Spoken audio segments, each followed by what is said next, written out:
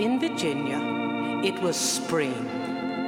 Apple trees were budding and breaking into bloom. It was early April of 1865. I was 8 years old, just a little girl, but I remember it was night.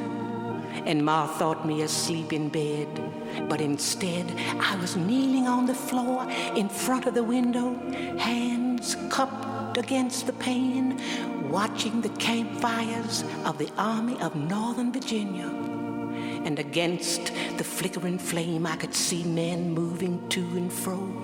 I could see them bent under the chilly cold, and one I could plainly tell was writing a letter.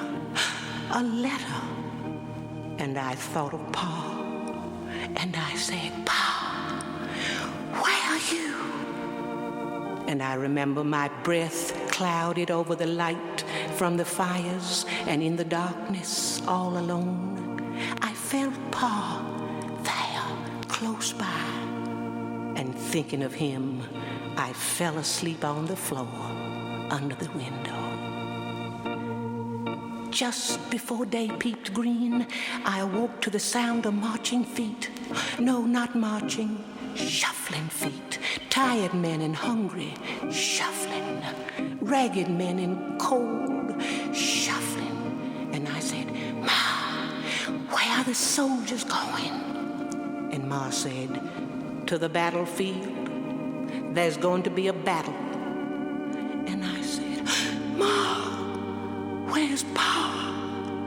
Shh, was all Ma said, but she held me close, and together we listened to the musket fire, we listened to the cannons roar, and then there came galloping, galloping of horses' feet, galloping, galloping, going back to the lines, and then all we heard was silence. And along about noon, there came a chill. Oh, there came a chill. And I ran outside, and the soldiers lined our road so thick I couldn't see a thing. So I climbed the apple tree, I'm telling you the truth, and I jumped down on the henhouse roof. And from there, I could see all over. Men waving flags, men cheering, yelling the rebel yell. And then I saw him riding down that red clay road toward me.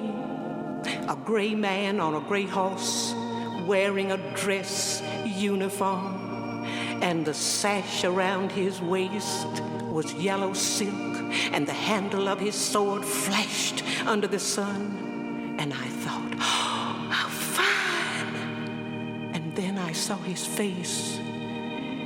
His face! He looked like Pa. But Pa had never looked so sad. And my heart just burst, and I cried out to him, God guide thee, General Lee. God guide thee. And he heard, and he turned and saw a little girl jumping up and down on a henhouse roof, waving and crying and saying a prayer for him. And there, in that red road, he reined his horse and touched the brim of his hat in a salute to me. I can remember it so well. I stood stock still and watched him ride down the road, up and over the hill to Appomattox.